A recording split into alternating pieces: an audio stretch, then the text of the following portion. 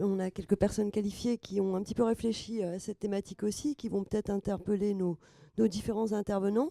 Qui prend le premier la parole? Professeur Blaise. Alors, on va vous faire parvenir un micro tout de suite. En fait, c'est plus un commentaire et mise peut-être en parallèle par rapport à ce qui a été fait. Je réagis en fait quasiment sur les premiers mots qui ont été repris après, qui sont l'expérience néophyte ou profane, tel que ça a été décrit. Et je pense que c'est un des points importants du débat que l'on a cet après-midi.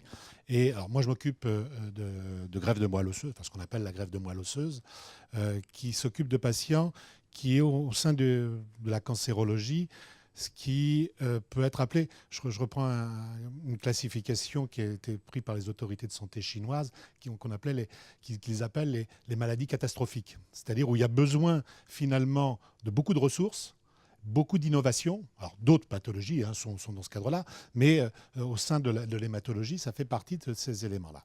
Alors, le savoir-faire, enfin la connaissance est quelque chose d'important.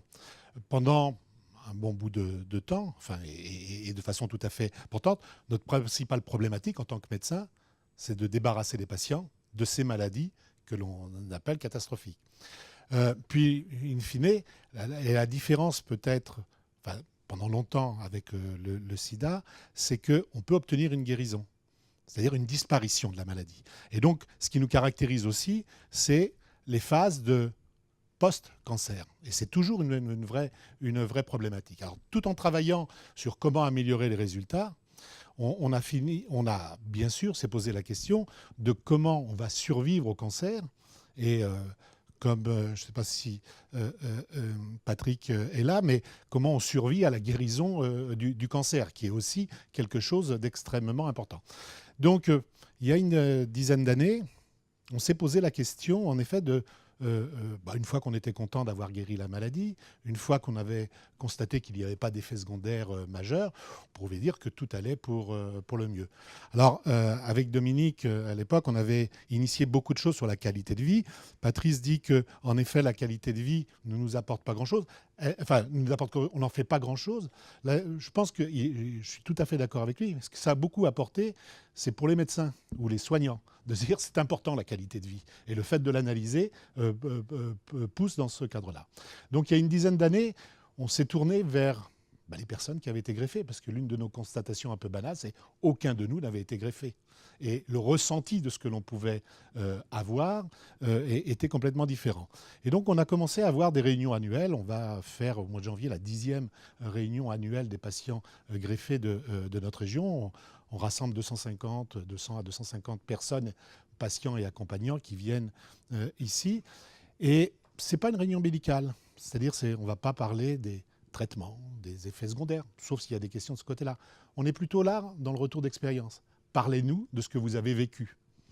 Parce que malgré tout, dans la qualité de vie, on implémente des notions que nous avons et pas forcément les bonnes notions. Je prends juste deux exemples. Un des éléments qui est revenu de façon la plus importante, que l'on négligeait totalement, c'est la sexualité. Vous nous dites que vous voulez nous redonner une vie normale, mais si on n'a pas de sexualité, est-ce que c'est une vie normale? Et ce n'est pas quelque chose qu'on appréhendait de façon normale. Des deux côtés d'ailleurs. Le groupe a permis de le dire, mais aux consultations, ce n'était jamais un sujet abordé, à la fois par le médecin, mais aussi par le patient. Donc c'est un point important. Deuxième élément important, la fatigue. Bon, vous êtes guéri, ça va bien maintenant. Vous n'avez pas d'effet secondaire, vous devriez aller mieux. Et c'est quand même quelque chose qui n'est pas aussi simple que ça. Alors, il y a ici avec nous Dominique qui faisait allusion tout à l'heure, ils ont déjà parlé des patients qui se sont groupés en association, une petite association de patients greffés qui viennent en effet aider les patients qui vont être greffés ou qui sont en cours de greffe pour leur donner et communiquer de ce côté-là. Mais au fur et à mesure qu'on continue à avancer sur le côté, je dirais, de la technique et de l'amélioration des résultats, avec eux, on travaille sur comment avancer sur les autres aspects. Et ce côté de fatigue et de motivation, et finalement de retour à la vie normale qu'on n'arrive pas à accrocher, on le fait aussi dans le cadre de nouveaux projets que l'on appelle, le projet Rebond, où on essaye de trouver les éléments de motivation de ce côté-là. Donc, je vais terminer là, tout simplement pour dire qu'il y a en effet des points qui sont associés à ce qui a été décrit auparavant, à un niveau qui est le nôtre, mais qui s'inscrit dans la longueur de temps. Et de façon très claire, nous avons bénéficié au cours des années qui ont passé, de la décade qui vient de passer, de ce retour permanent d'expérience sur des sujets que nous n'aurions pas abordés ou que nous ne suspections pas. Mais peut-être que peuvent s'exprimer. Mais aujourd'hui, c'est donc ces réunions ont modifié vos pratiques et vous, en tant que Clairement. professeur, est-ce que vous formez, je dirais, les nouveaux venus dans votre spécialité et éventuellement peut-être les professionnels de ville à intégrer complètement ces notions dans la manière d'appréhender le malade. Je dirais presque, donc systématiquement, peut-être les interroger sur la sexualité en même temps que le traitement et que dans le long cours. Est-ce que dans les faits, c'est ce qui se passe? Dans les faits, est-ce que ça a changé notre pratique? Oui, très vraiment, clairement. La vision que l'on a des traitements, oui. La difficulté que l'on peut avoir, c'est que si on reste sur la sexualité, nous ne sommes pas des spécialistes de ce côté-là. On l'aborde, mais il faut faire appel à des spécialistes. Il y a quand même encore un frein dans la communauté médicale. À partir du moment où quelqu'un a eu un cancer, ce n'est pas forcément les personnes qui sont les plus intéressantes en dehors de notre spécialité. Et donc, on a encore du travail à faire de ce côté-là, parce qu'il y a toujours une peur de ce côté-là. Quelqu'un qui est bénévole dans l'association Restart, on l'a greffé avec Dominique quand elle avait 7 ans, d'une leucémie aiguë. Elle est repartie dans son île natale à l'autre bout du monde. Et je l'ai vue débarquer 20 ans après, à ma consultation, parce qu'elle était revenue dans la région en pleurs, parce qu'elle avait un petit problème de santé, pas grand-chose. Et le médecin qu'elle avait vu, le spécialiste qu'elle avait vu, dit « Je ne peux rien pour vous avez un cancer, 20 ans après ». Et donc, c'était quelque chose. D'où la nécessité d'avoir ce genre d'association, parce que individuellement, c'est en effet quelque chose de complexe. Oui, ça a changé par rapport à votre question, notre façon de faire, parce qu'on appréhende aussi de façon plus prosaïque et plus réelle et plus près de la réalité ce qui doit être fait. L'un des éléments que l'on a mis au point ensemble, et Laurence Kémaris, qui est le cadre du département, s'occupe beaucoup de ça, c'est un programme d'éducation thérapeutique. Puisque l'une des caractéristiques de la greffe, c'est qu'on a de longues périodes. D'abord, on n'intervient pas au diagnostic, on intervient une fois que la maladie a été diagnostiquée, que les premiers traitements ont été donnés, et ce sont des traitements de consolidation. Et on intervient pendant une longue période de temps. Et pendant cette longue période de temps, qui est parfois difficile, il n'est pas question que les patients soient en permanence hospitalisés. Et la meilleure personne, et la plus concernée par le patient, c'est le patient lui-même. Encore faut-il lui transmettre une partie de savoir de ce côté-là. Et donc, c'est un échange permanent de ce côté-là. Juste pour la lipodystrophie, vous avez rapporté ce cas d'école un peu, puisque c'est les patients qui ont fait remonter ces premiers cas. Qu'est-ce que concrètement... Pardon, deux, ça va faire beaucoup pour lui. Comment ça s'est passé? C'est-à-dire c'était des effets un peu comme ce que l'on vient d'évoquer avec la sexualité. Ça n'avait pas été enregistré comme effet secondaire. C'est remarqué. Et qu'est-ce qui va se passer par la suite concrètement? C'est-à-dire que les premiers essais ils duraient 12 mois maximum, parce qu'on a vu les premiers essais de trithérapie où les gens étaient vraiment très malades et où jusqu'à présent, chaque fois, on voyait les gens progresser dans la maladie, il n'y avait aucun traitement qui fonctionnait. Et là, en 12 mois, on a des traitements qui fonctionnent très bien. La charge virale, c'est-à-dire la quantité de virus dans le sang qui chute. Et donc tous les marqueurs de la progression de la maladie qui montrent qu'il n'y a plus de progression.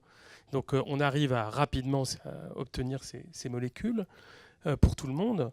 Mais les effets secondaires type lipodystrophie, c'était plutôt après 15 mois, 20 mois, 2 ans de traitement que ces effets apparaissaient. Donc les premiers patients traités, un certain nombre, ont remarqué qu'ils changeaient de vêtements, de silhouettes, qu'ils avaient les joues qui se creusaient. Au début, les médecins disent « vous êtes sûr ?»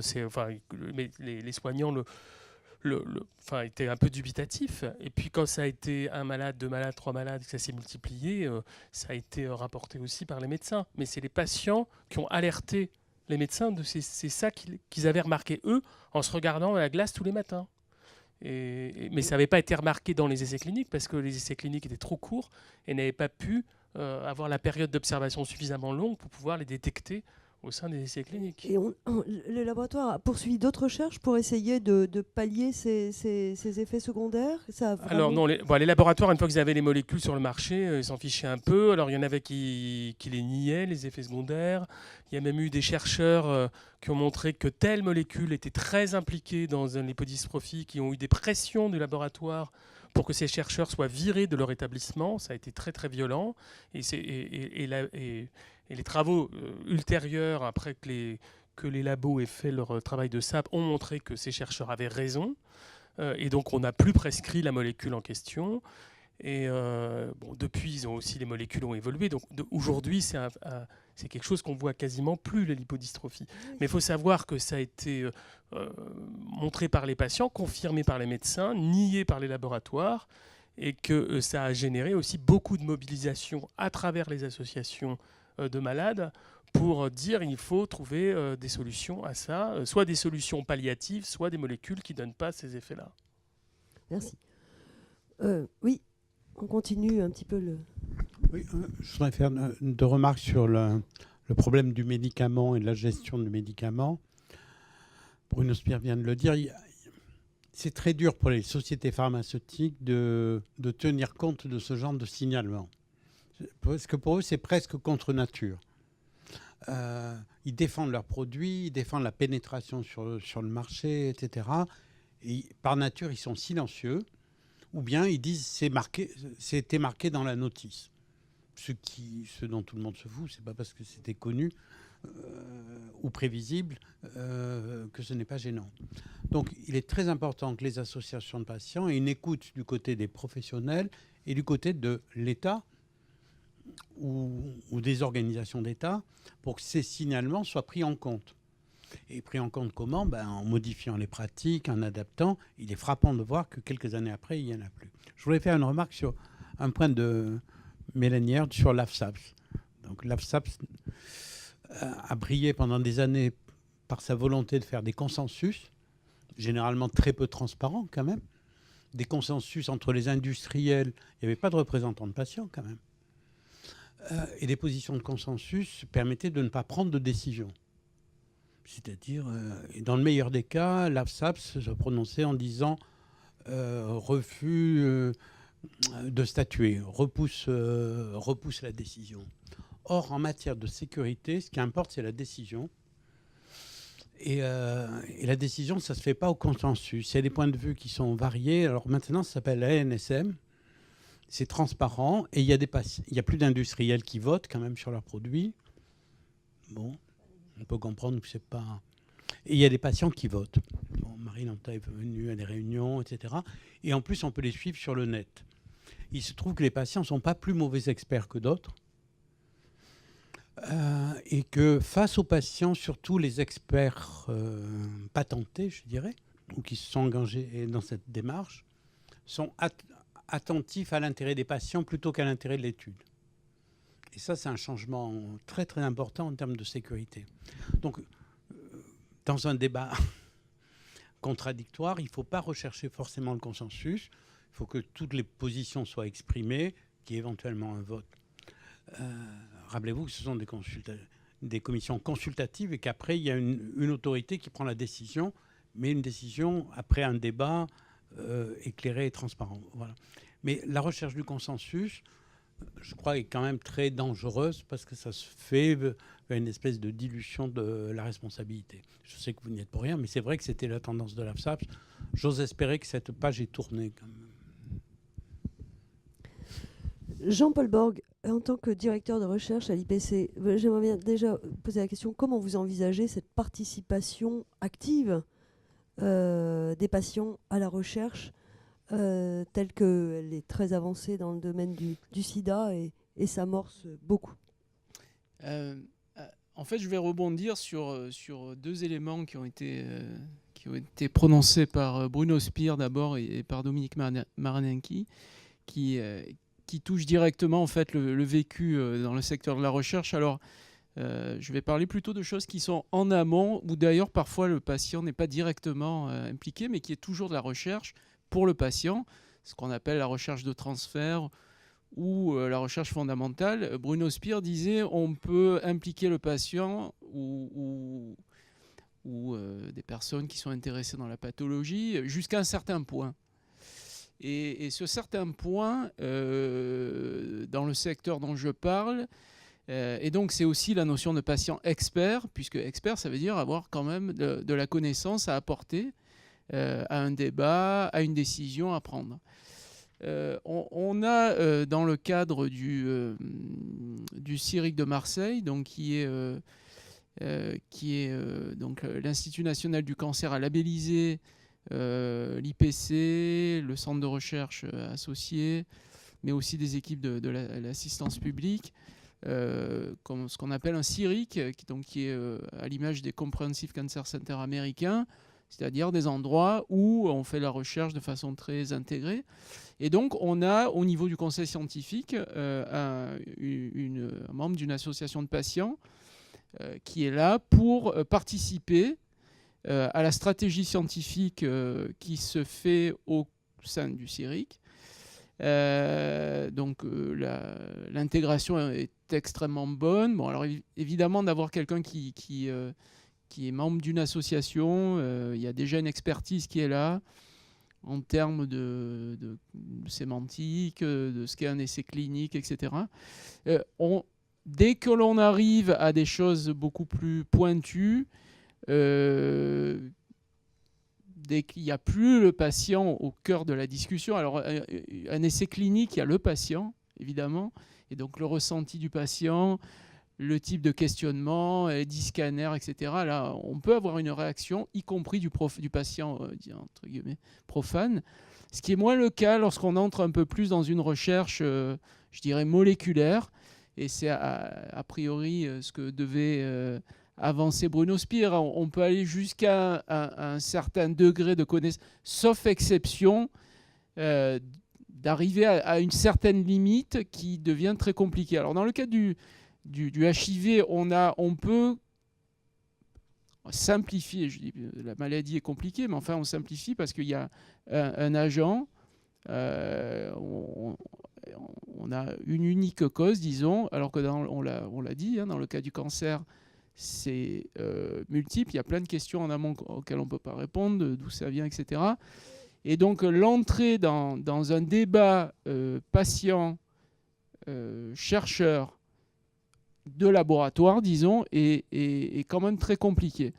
On l'a vu d'ailleurs dans nos invitations que l'on a faites à la Ligue, de faire visiter les laboratoires, d'essayer de trouver un terrain de discussion. C'est beaucoup plus difficile que de faire venir des associations dans l'hôpital et de parler d'essais cliniques.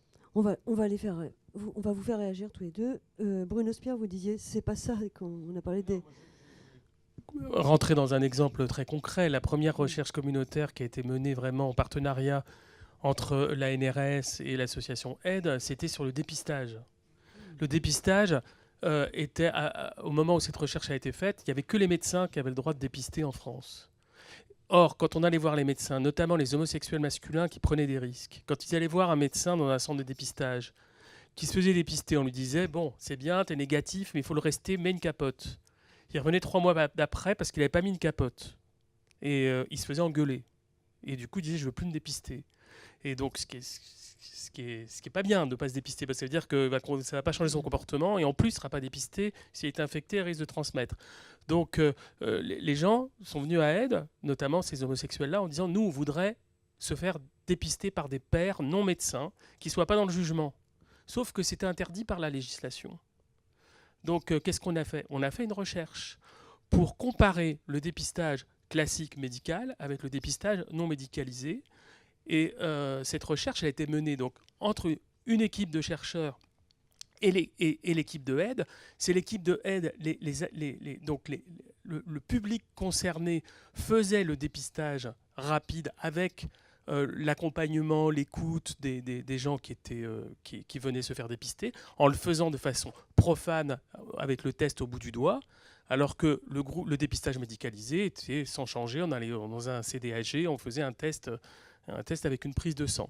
Je ne vous dis pas quand on a fait cette recherche, CPP de Marseille d'ailleurs, qui a été choisi, qui a mis un veto. C'est la première fois que la NRS, est la seule fois dans son histoire, qui a un essai refusé par inéthique parce qu'il n'y avait pas de médecin. Parce que la question, c'était de voir si on pouvait se passer de médecin. Et donc, c'était même pas envisageable au niveau de recherche. Il a fallu qu'on fasse appel. Bon, bref, la recherche, c'est quand même... Juste quand même. Oui, mais dedans, il y avait tout ça, mais il n'y avait pas de médecin, donc ça ne leur plaisait pas même on pose la question qu'un dépistage puisse être fait sans médecin. Bref, on s'en est quand même sorti, on a réussi à faire la recherche, et on a démontré donc le rôle de l'association, c'était vraiment de faire le dépistage d'accompagnement, et la recherche a démontré ce qu'on voulait voir, c'est que les gens qui allaient vers le dépistage, quand on comparait la population qui allait vers le dépistage fait par les associations, elle était beaucoup plus exposée, et finalement, elle méritait beaucoup plus qu'on s'en occupe, puisque sinon, c'est une population qui ne serait pas allée vers les médecins. Donc, c'était un dispositif tout à fait complémentaire. Et cette recherche, elle a permis de faire qu'il y a eu un arrêté par le ministère de la Santé qui a autorisé le dépistage non médicalisé. Donc là, on est dans une recherche qui est participative, qui est basée ascendante avec le besoin de la population et qui induit la transformation sociale derrière, puisqu'on a changement législatif. Et je peux des exemples comme ça, il y en a plein d'autres. Et c'est en ça. Et après, si la transformation sociale ne vient pas, l'association qui est impliquée peut plus facilement se rouler par terre devant le ministère de la Santé pour obtenir le changement parce qu'elle a participé à la recherche. Et ça, c'est vraiment important. Alors, c'est vrai que c'est des recherches en prévention essentiellement, pas forcément dans le soin.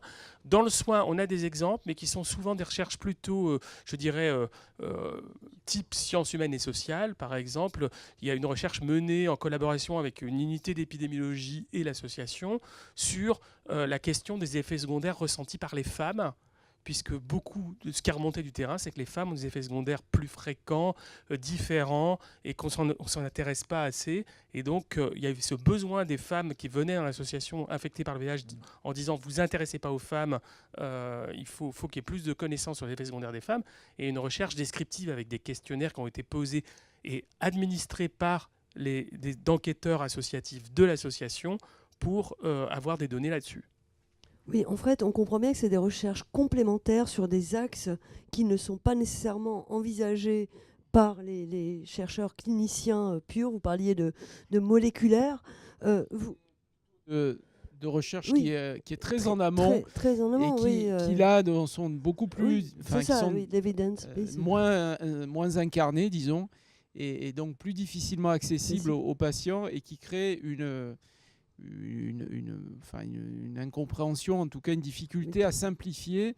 C'est déjà compliqué du côté des chercheurs. Et de la traduire en quelque chose de simple, c'est pas évident. Marie, c'est vrai que très en amont, c'est difficile. Par contre, nous, par exemple, il y a des patients qui sont tout à fait capables, parce qu'ils appartiennent à justement une association par organe. Je pense par exemple à la F3M dans le myélome multiple, où il y avait eu un essai avec un comparateur qui n'était vraiment pas le bon. Là, les patients s'en sont tout de suite rendus compte. Enfin, si le comparateur, c'est quand dans un essai phase 3, on compare une molécule avec un traitement standard. Si le traitement standard qu'on choisit est un traitement standard pourri, que tous les malades ont déjà testé et qui s'est révélé inefficace, évidemment, ils vont vous le dire tout de suite. Et c'est là où ils peuvent vraiment donner leur avis. Mais très en amont, c'est vrai que pour le moment, on n'en est pas là, sauf si le patient est un chercheur lui-même. Mais à ce moment-là, il sera en conflit d'intérêts et ce n'est pas possible. Donc, oui. Je voudrais réagir là 2 secondes. Je pense qu'en cancérologie, on est excessivement en retard. D'abord, on a des conseils scientifiques. On fonctionne sur des conseils scientifiques qui sont des conseils scientifiques d'évaluation. Et on fonctionne a posteriori. C'est-à-dire que on peut introduire des patients dans les conseils scientifiques. Un peu plus fort, merci. On peut introduire des patients dans les conseils scientifiques, on le fait, mais généralement, ces conseils scientifiques évaluent quelque chose qui a été fait. Donc, c'est pour dire, oui, est-ce que cette unité va être classée A+, ou enfin, on ne dit plus A+, mais est-ce que l'unité va être bien classée ? Est-ce que on va avoir des conseils dans les conseils scientifiques, par exemple, quand on a fait les CIRIC mi-parcours, il y avait des patients dans le conseil d'évaluation, mais bon, voilà, c'était qui jugeait si ce qu'on avait fait était bien ou pas bien. Et je prenais l'exemple du cancer du sein ce matin, je vais le reprendre. De tête, je n'ai pas un essai en tête où la question posée était posée au moins avec les patients. Alors bien sûr, on fait relire le protocole, bien sûr, on fait relire la lettre de consentement, bien sûr, vous allez la modifier, bien sûr. Mais je disais, le cancer du sein, j'en parlais après avec la personne qui est intervenue. Bon, on est quand même dans une situation où, lorsqu'on a un cancer du sein localisé, on a un taux de guérison qui est majeur, qui est tellement majeur que dans ces situations-là, on ne pose quasiment plus de questions. Donc, les seules questions que l'on pose, c'est est-ce qu'en rajoutant tel médicament, l'hormonothérapie, on va augmenter de 3 ou 4% la survie?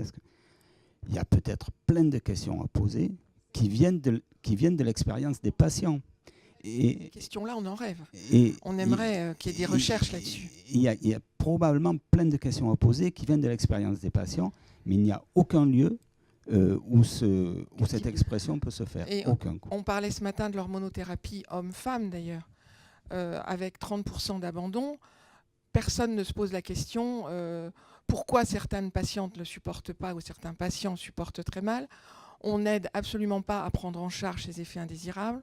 On n'essaie pas de voir si, en diminuant les doses, si vous allez sur les forums, vous allez voir des patients qui disent « Ah, moi, mon médecin m'a dit de couper le comprimé en 2 ou de le prendre d'un jour sur 2 », mais vous avez la réponse nulle part. Et on parle maintenant de prescrire cette hormonothérapie pendant 10 ans. Et tout le monde s'en fiche. Et quand vous avez un cancer du sein, on vous dit ça se supporte très bien. Donc vous rentrez chez vous, vous avalez le comprimé, ça vous supportez très mal et vous vous dites je suis pas normal. Donc là, il y a une vraie question avec des traitements au long cours où c'est vrai que si les patients avaient leur mot à dire, les patients et les patientes, on aurait envie de vous dire faites des essais là-dessus. Et pourquoi ça se fait pas? Ben là, j'essaye. Je lance l'idée. Je lance l'idée, j'en profite. On rejoint un petit peu ce que vous dites. Pourquoi voilà une vraie recherche qui intéresserait énormément de gens dans leur quotidien. Parce qu'il y a des gens qui ont leur vie vraiment bousillée par ces traitements, qui n'osent pas arrêter et qui vraiment, pour lesquels c'est une souffrance au long cours. Je ne vais pas me faire des amis, en plus, j'adore l'IPC et tout le monde, mais vos délégations départementales sont souvent présidées par des médecins. Est-ce que, et les oncologues en particulier, est-ce que cela interfère... Pardon ? Retraités, pardon, je n'ai pas précisé ça, mais bon, retraités, est-ce que cela peut, je dirais, empêcher quelque part que ces observations de terrain ne remontent? Non, je pense pas. Je pense pas. Là, non, sûrement pas, parce que d'abord, on ne travaille pas avec le comité de patients, avec les médecins, juste avec ceux de la recherche. Donc non, ça n'a pas d'incidence. Non, parce que je réagissais par rapport à ce qu'avait dit Bruno Spire juste avant, le fait de la présence médicale dans l'association. Comment le dire en restant... Au secours, la philosophe. Oui, Bruno Spire. Moi, je reste persuadé. Au début de AIDE, il y avait effectivement beaucoup de médecins au niveau et il y a eu une scission parce qu'à un moment donné, il y a une ligne vraiment différente avec les médecins qui voulaient tout décider et la ligne qu'il a emportée, c'est de dire, bon, c'est pas qu'on est anti-médical et qu'on veut pas de la médecine, mais c'est de dire le pouvoir politique dans une association, il doit être à tout le monde, il doit pas être confisqué par des experts, parce que sinon personne n'ose s'exprimer. C'est comme ça. Un médecin aura toujours une espèce d'aura, même dans une association, un médecin surtout que c'est souvent, on était dans des situations où vous aviez les malades qui se retrouvent dans l'association avec leur médecin. Donc du coup, la parole, elle est un peu forcément biaisée. Donc à un moment donné, il y a des associations de lutte contre le sida, notamment dans le sud, par exemple, où le système de santé n'est pas comme chez nous, et donc où ils font des centres médicalisés de traitement des malades, mais où le pouvoir, ce n'est pas les médecins qui l'exercent. C'est-à-dire que les médecins sont employés par l'association, mais le pouvoir de décision des grands choix politiques qui sont menés par l'association sont faits par des non-médecins et pas par des patients.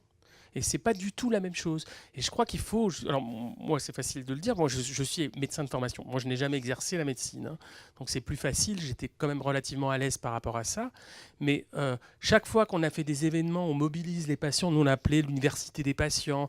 On a fait beaucoup d'événements comme ça. On invite bien évidemment des médecins, mais qui viennent sur faire un topo particulier, un topo technique, et après, les groupes de parole pour parler de son vécu, de ce qu'on ressent, les médecins n'y sont pas. On reparle de ce que le médecin a dit dans la conférence plénière.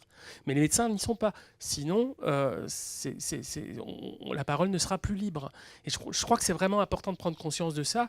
Et moi, je me demande, alors peut-être que je suis un peu naïf, mais la perception extérieure que j'ai des associations de lutte contre le cancer, c'est même si ça a progressé, parce que je pense que ça a beaucoup progressé depuis 20 ans, il y a encore, j'ai un peu l'impression, une mainmise, en tout cas au niveau des décideurs, des médecins.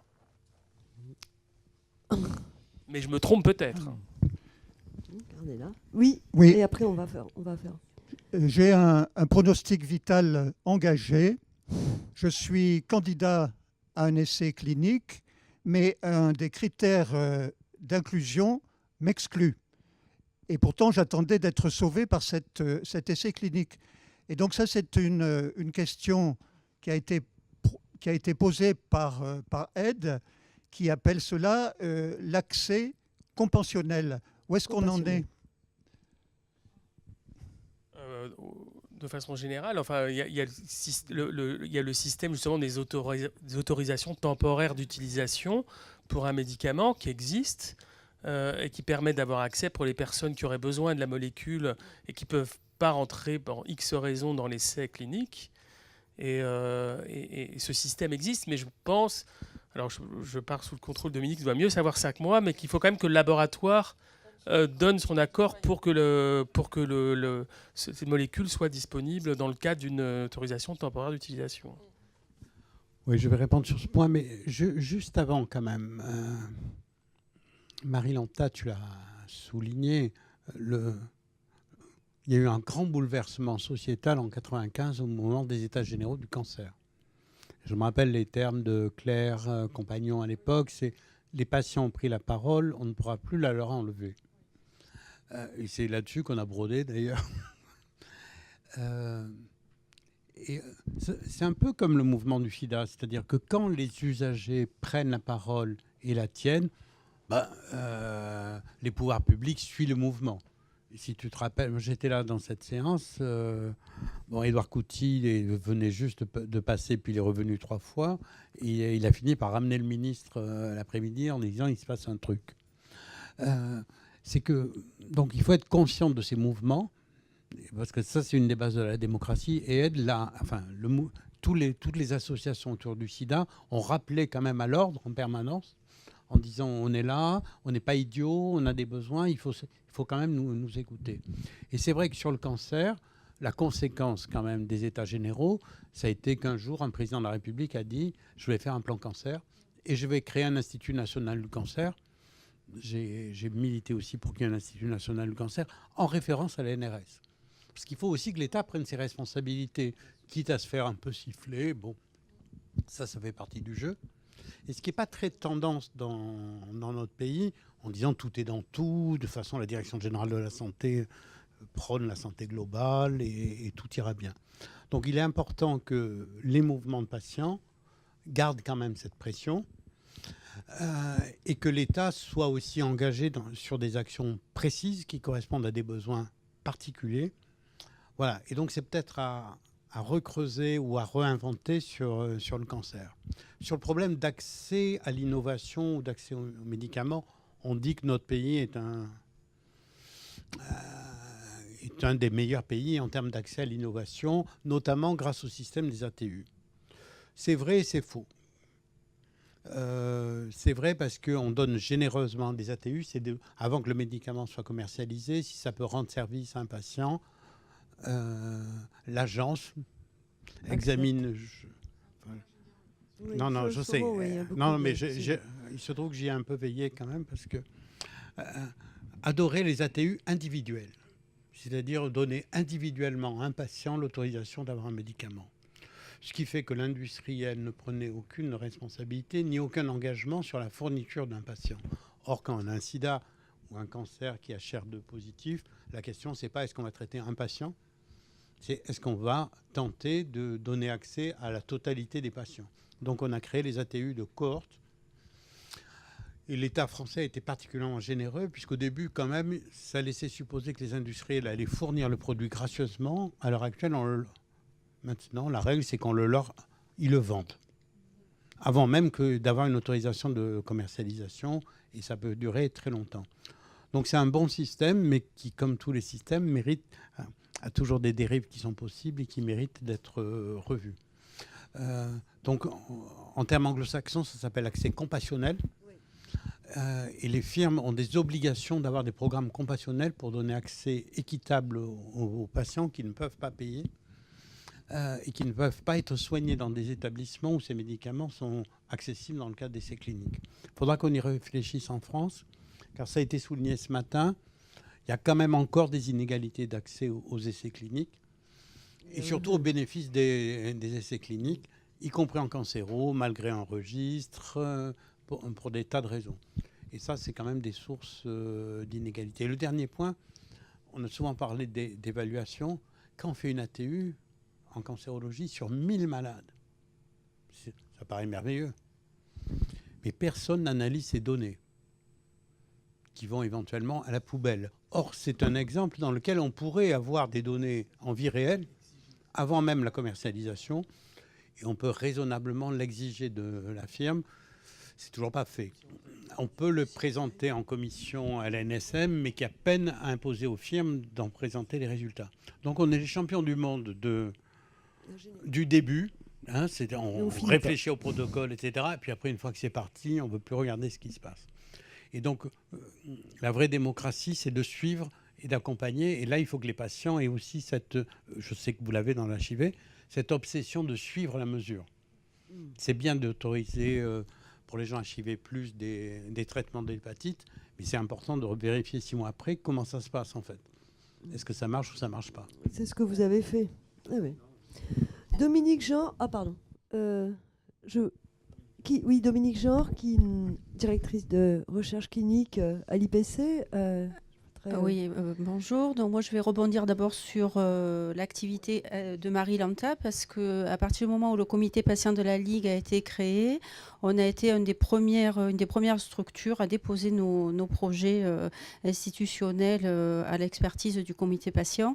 Et depuis, on continue. Donc ça fait maintenant quelques années, bon nombre de projets que nous avons déposés. Et donc nous travaillons ensemble avec le comité patient. Alors il est vrai que l'expertise du comité patient, qui nous fait en général donc des remarques sur les lettres d'information, nous en prenons en général compte des remarques et on fait retour après au comité patient des remarques dont on a tenu compte, parce que c'est ça qui est important. Les patients nous font des remarques et nous après on fait notre réponse.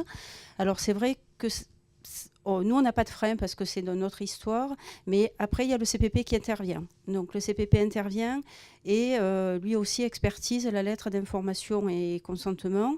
Ça risque d'être une des seules missions qui va le rester à terme, puisque la méthodologie va partir à la NSM.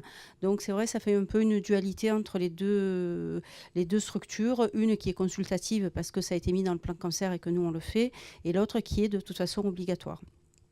Donc, j'apprends, parce que ça, je ne le savais pas, toutes les autres missions que vous faites. Donc, peut-être un manque de communication entre nous, ce qui est peut-être un peu dommage. Mais on réfléchit, nous aussi, en interne, à impliquer les patients, parce que le comité patient de l'IPC n'est absolument pas impliqué du tout dans la recherche clinique et dans nos projets. Mais je pense qu'on va réfléchir et se positionner un peu autrement pour nos projets, les impliquer peut-être dans la rédaction de nos projets, pas dans la méthodologie, mais dans la réflexion des objectifs et autres. Donc ça, on verra ce qu'on fera, si on peut le mettre en place cette année, mais on va y réfléchir en interne. La transmission des résultats globaux, bon, nous aussi, on n'est pas très bon en tant que promoteur, mais peut-être que je pourrais m'appuyer à terme sur votre expertise. Donc, ça, c'est des implications qu'on peut avoir avec les patients. Et le point dont vous a parlé Mme Cournier ce matin, c'est qu'en tant que promoteur, on se met un peu à la page, parce qu'on n'a pas le choix, c'est développer des projets avec des objets connectés. Donc, objets connectés qui impliqueront le patient, qui changeront, comme on l'a dit, nos pratiques, les pratiques des soignants, l'intervention des patients, mais qui n'est pas simple à développer, c'est ce qu'a dit M. Moulin, surtout en termes de sécurité de données, de maintien de confidentialité des patients et retour après effectivement sur le patient et sa prise en charge. Voilà. Merci, on avance bien. Je suis Olivier Turini, je suis chirurgien. Alors moi, je voulais juste intervenir sur la recherche et poser une question peut-être à tout le monde qui fera peut-être l'occasion d'un autre débat. C'est que la recherche, en étant un peu en grossissant le trait, elle a commencé avec le médecin tout seul, avec Pasteur par exemple, qui décidait de comparer 2 échantillons et d'avancer comme ça. Puis il y a un deuxième acteur qui est arrivé, c'était l'industrie, et donc il y a eu un dialogue, il a fallu réfléchir à 2 comment faire des essais. Puis est arrivé un troisième acteur qui est le comité d'éthique. Donc les 2 autres ont dit ça commence à être compliqué, mais on va faire ça à 3. Maintenant, on va mettre le comité patient, ce qui va devenir une logique dans les années à venir. Est-ce que d'un point de vue, j'allais dire ça, géopolitique, on risque pas d'avoir un intervenant qui va quitter la table, qui est l'industrie, qui va faire ses essais dans des pays où c'est moins contraignant? Ça a déjà été fait il y a à peu près 30 ou 40 ans avec la première greffe de cœur. Je vous rappelle que Barnard, en Afrique du Sud, a pu faire la première de cœur devant Shumway parce que le comité d'éthique d'Afrique du Sud était beaucoup plus permissif que le comité américain. Et alors que c'est Shumway qui avait fait la majeure partie des travaux scientifiques et de recherche, et il s'est fait, entre guillemets, voler un peu cette première transplantation. Donc est-ce qu'on ne risque pas d'avoir à un moment les industriels qui vont faire des essais pour tester les effets secondaires, etc., dans des pays où ça sera moins compliqué à monter, et ensuite, une fois qu'il y a déjà eu un dépoussiérage de l'essai, le ramener dans des pays occidentaux où on va pouvoir peaufiner sur les effets secondaires, sur la qualité de vie, etc. Donc est-ce qu'on ne risque pas de perdre ça, ou est-ce qu'au contraire, ça va toujours aller dans un sens d'amélioration? Mélanie, aussi, je voudrais bien qu'elle s'exprime, c'est peut-être les excès de la démocratie et les dangers, et après Bruno Spire. Mélanie. Non, je crois pas qu'il faille aller jusqu'à parler d'excès de la démocratie. Ça n'aurait réellement pas de sens. Ce qui est dit là, c'est non pas qu'on serait allé nous trop loin, mais que dans certains pays, ça n'a pas été assez loin, je crois. Oui, donc on n'est pas dans l'excès, c'est juste... Mais on risque de perdre, oui, c'est ce que dit. Nos systèmes petits, c'est un risque qui est souvent évoqué, hein, donc qui n'est pas... Bien sûr. Mais qui appelle une mobilisation, non pas pour baisser, nous, notre niveau de normes pour rester compétitifs, mais pour augmenter collectivement le niveau de normes dans tous les pays. Et je crois que ça n'a de sens que comme ça. Alors, c'est vrai que il y a eu des mobilisations associatives extrêmement fortes internationales. Hein. Le VIH, là encore, peut servir de modèle. C'est-à-dire ça n'avait pas de sens de promouvoir l'accès aux trithérapies si ce n'était pas pour tout le monde. Et dans tous les pays. Donc là, on pourra avoir un bon exemple effectivement de matière à réflexion de ce que pourrait être une promotion internationale de la démocratie unitaire. Mais pour l'instant, c'est pas à ma connaissance en ces termes-là que les acteurs de la démocratie unitaire réfléchissent. Oui, moi je pense qu'il ne faut pas voir les choses comme des contraintes bureaucratiques. Parce que derrière votre question, dire oui, il y a le comité d'éthique, il y a le comité patient. Non, mais c'est une... L'industrie peut dire voilà, oui. Mais il s'agit pas on commence à dire qu'elle se détourne de la France. Oui. Oui, micro, parce qu'on enregistre, pardon. Tout à l'heure, on prenait l'excès du PET scan, de dire ça fait trop d'examens. Le médecin peut dire bah oui, le comité patient a tout à fait raison, mais le promoteur du médicament peut dire moi je veux 10 PET scans et je vais aller dans un pays où je vais faire 10 PET scans et on ne me posera pas toutes ces questions-là. Il y a déjà des pays où on fait des essais thérapeutiques avec des molécules avec des contraintes qui sont largement en dessous de ce qui se fait dans les pays occidentaux.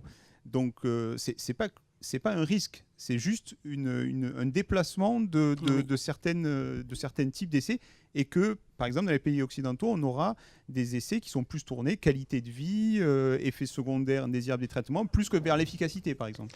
Il y a 2 niveaux dans votre question, en fait. Il y a d'abord le niveau, effectivement, j'allais dire, délocalisation de la recherche dans un endroit moins contraignant. Alors, il faut savoir que nous, les associations de patients, on s'organise. Il y a eu déjà des essais inéthiques dont on a eu connaissance dans certains pays et où, avec les échanges interassociatifs d'un pays à l'autre, on a fait pression sur le gouvernement pour faire interdire ces essais et ça a marché.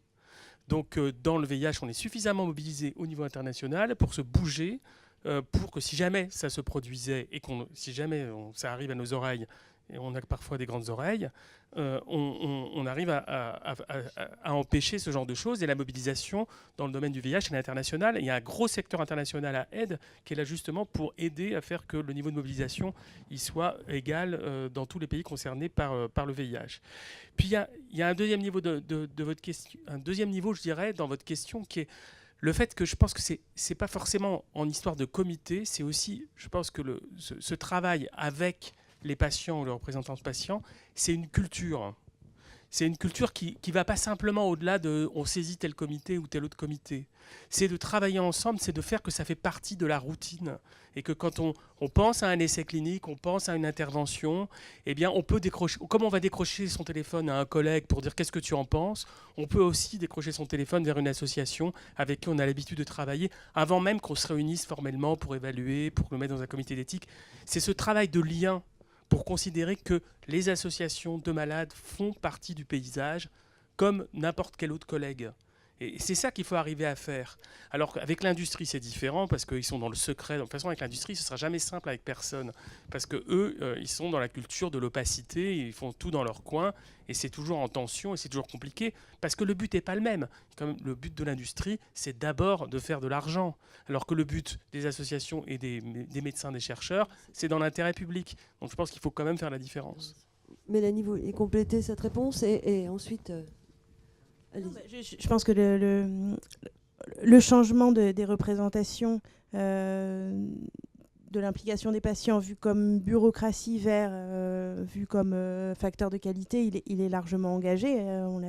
La démonstration s'accroît. Je pense que dans l'industrie, il est particulièrement bien engagé. Et si on en croit du moins les actions de la façon dont l'industrie courtise les associations de patients, clairement, c'est pas vu comme du luxe d'écouter ce que les patients ont à dire à tous les niveaux et non seulement c'est pas du luxe, mais c'est utile. Oui, c'est utile. Donc je pense que c'est un peu ce qu'on disait tout à l'heure. La dimension d'utilité de la voix des patients s'affirmant, cette crainte que finalement les patients ce soit juste, c'est ce que les Anglais appellent tokenisme. Hein. Ils sont là pour mettre un jeton de présence, sauf que ce jeton de présence, qu'est-ce que c'est lourd bureaucratiquement, ça fait chier tout le monde. Je crois vraiment ça c'est pas du. On est quand même. C'est un risque qui doit être combattu, mais j'ai pas l'impression qu'on soit.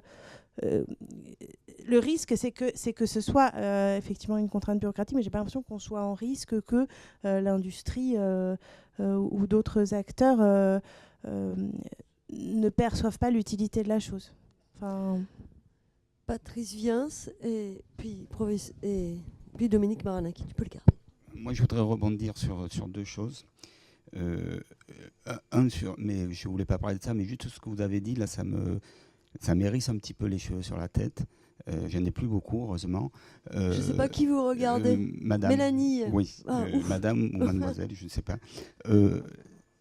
Bien sûr, les industriels s'intéressent beaucoup aux patients et aux associations de patients. Est-ce que c'est un bien? Je ne sais pas. C'est un autre débat, on ne l'ouvrira pas aujourd'hui, mais ça mériterait d'être discuté. Je ne pense pas que ça doive être mis en exemple. Ça, c'est le premier point. Le deuxième point, c'est que pourquoi, j'ai dit tout à l'heure qu'on était en retard en cancérologie, on a beaucoup chargé la barque des médecins depuis tout à l'heure, mais pourquoi on est en retard? Parce qu'on n'a pas d'association de patients en cancérologie. Citez-moi en une, il n'y en a pas. Il n'y en a pas. La Ligue, ce n'est pas une association de patients, je suis désolé. C'est une association de collecte, ce n'est pas une association de patients. Non mais, vous avez présenté la Ligue, les éléments de langage, vous les avez dit. On est le plus gros collecteur, le plus gros financeur privé de la recherche. C'est l'élément de langage de la Ligue en permanence. Nous n'avons pas d'association de patients en cancérologie. Nous avons des associations de stomisés, ce n'est pas des associations de patients. Nous avons des associations de laryngectomisés. Nous avons des associations, mais des vraies associations de patients. Je suis désolé, il n'y en a pas beaucoup, elles ne sont pas puissantes. Et France Lymphome. C'est un peu un hématome. Moi, je vous parle de la cancérologie solide. Enfin, allez, France LMC, j'en parle pas non plus. Peut-être parce qu'il y a trop de monde et que vous mais avez du mal à... il n'y a pas de vraie association de patients forte, puissante, comme dans le VIH. C'est pas vrai, ça n'existe pas. Et on a du mal. Peut-être vous avez du mal à trouver des interlocuteurs pour travailler sur des essais thérapeutiques. Peut-être vous allez taper à la porte d'Unicancer et vous dites voilà, on aimerait travailler sur des questions que les patients posent. Peut-être on vous répondrait. Je suis le président d'Unicancer, je peux peut-être m'y engager. Mais on n'a pas d'interlocuteur. C'est pas vrai, je suis désolé. Ça a le mérite d'être clair. Ça se crée, Ça oui. se suscite. Qui veut réagir un petit peu Moi, je voudrais quand même réagir. Parce qu'il ne nous reste plus beaucoup de temps. Sur le problème de la mondialisation ou de dire on va délocaliser. Bon, c'est un propos qu'on a entendu en permanence par les industriels. Il y a trop de réglementation, c'est trop compliqué. Bon, on fait quand même de la recherche sur l'être humain. Je ne veux pas commenter ce qu'a fait Sean Way. Enfin, la durée de vie de son patient a été... Dominique, le micro un peu plus près comme ça. Ce qu'a fait Bernard, ou même Cabrol, son patient a vécu 23 heures, oui, c'est ça. Bon, et que si Sean Way a réfléchi avec son comité d'éthique, c'est peut-être pas plus grave. Il n'a pas eu la première, mais on a voulu délocaliser. Les industriels nous ont dit qu'ils allaient délocaliser les essais dans les pays de l'Est et dans les pays en voie de développement. Bon, qu'ils le fassent. Si c'est au prétexte d'amener des essais de mauvaise qualité, pour l'enregistrement, ils vont perdre. On a travaillé dans des agences. La réglementation, de temps en temps, c'est un moyen d'exercer la démocratie.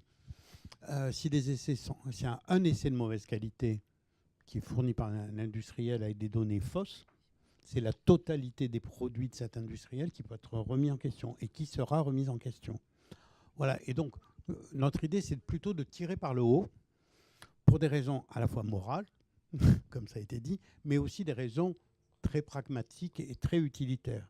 Et les industriels normaux le comprennent et s'y prêtent.